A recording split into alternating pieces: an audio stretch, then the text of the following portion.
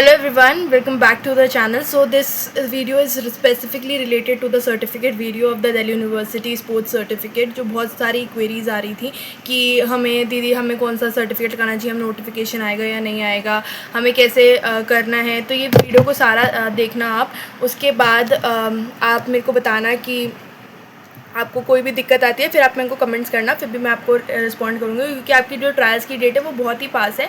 तो मैंने स्पेसिफिकली इसलिए वीडियो बनाई है कि सर्टिफिकेट्स में काफ़ी बच्चों को डाउट है, तो उस हिसाब से ठीक है। तो यहाँ पे है ना, आप क्या होगा, जो 25% है ना आपका वो CSS का जो भी आपका मार्क्स है, राउंड में आपका अगर कॉलेज मिल रहा होगा तो आपके मार्क्स के ऊपर वो मिल जाएगा, ठीक है। अगर आपको एक्सेप्ट करना है तो वो भी एक्सेप्ट कर सकते हो। बाकी आपको स्पोर्ट्स ट्रायल में अगर लेना है तो 75% वेटेज रहती है स्पोर्ट्स ट्रायल्स की, ठीक है। तो यहाँ पर अब मैं फटाफट बता देती हूँ। जो एडमिशन विदाउट होता है, जो मतलब विदाउट ट्रायल्स होता है, वो तो कॉमनवेल्थ गेम्स, एशियन गेम्स जो मतलब अलग ही केस होते हैं ना, उनके लिए होता है कि वो बहुत ही अच्छा इंटरनेशनल रिप्रेजेंट कर रखा है, तो उनके लिए होता है। तो ग्रुप सी और ग्रुप बी जैसे मेरे और आपके 99% जैसे लोग होते हैं जो इनके बारे में सर्टिफिकेट्स वगैरह के बारे में पूछ रहे होते हैं, तो वो क्या होता है कि आपका जो है ना सर्टिफिकेट्स का क्या होता है कि आपने CSS में पोर्टल में भरा, अगर आपने दो स्पोर्ट्स भर रखे हैं, ठीक है, तो आपने उसके लिए मतलब अलग अलग फ़ीस दे रखी है, तो that means you are capable of applying it on the both side. मतलब आप दोनों ट्रायल दे सकते हो। अगर आपकी कोई भी डेट कोलैप्स नहीं कर रही है तो आप दोनों जाके दे सकते हो। जो भी आपकी हाईएस्ट प्रेफरेंस होगी वो आपको दी जाएगी, दिल्ली यूनिवर्सिटी आपको डायरेक्टली उससे हाईएस्ट प्रेफरेंस पे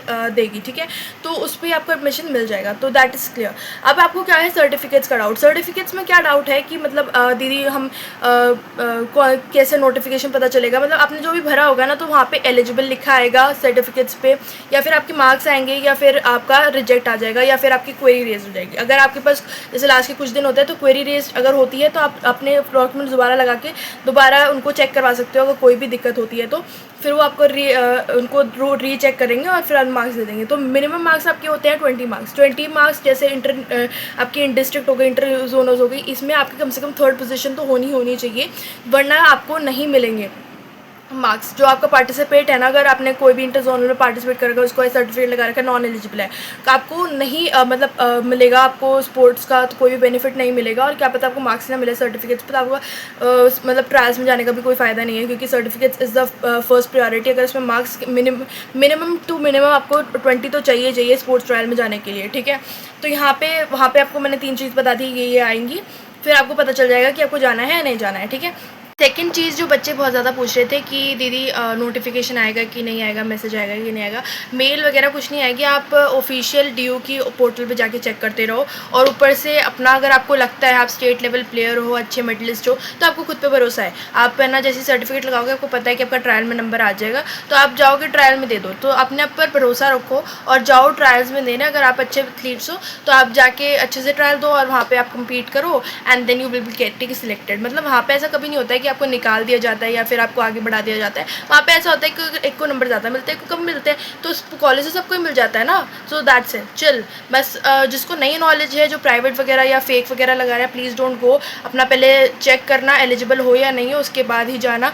और वहाँ पे देखो, थर्ड चीज़ मैं आपको बता देती हूँ, जो है कि मार्किंग स्कीम्स, जो कि बहुत कन्फ्यूजिंग होती है। तो कन्फ्यूजन में रहता है कुछ बच्चे। तो जो आपके टीम गेम है उसमें आपको मिलेंगे 200 marks for your fundamental skills and 200 marks for your trials, जो भी आप वहाँ पे करते हो, जैसे कि बास्केटबॉल, फुटबॉल, ये टीम गेम में आ रहे हैं। उसके बाद आता है डुअल और कम्बैट स्पोर्ट, जिसमें टाइकोंडो, बॉक्सिंग एंड जो कम्बैट्स में आते हैं, जिसमें आपको 400 मार्क्स फॉर योर ट्रायल्स पे ही मिलेंगे आपको फुल्ली, जो कि नॉकआउट गेम होता है, जो कि आगे आपने जितना अच्छा रिप्रेजेंट किया होता है वो 400 मार्क्स उसमें मिलेंगे, ठीक है। और फिर आता है हमारा इंडिविजुअल गेम, जैसे कि जिमनास्टिक्स एंड एथलेटिक्स वगैरह, उसमें भी आपको 400 मार्क्स आपके खुद की काबिलियत पे मिलेंगे।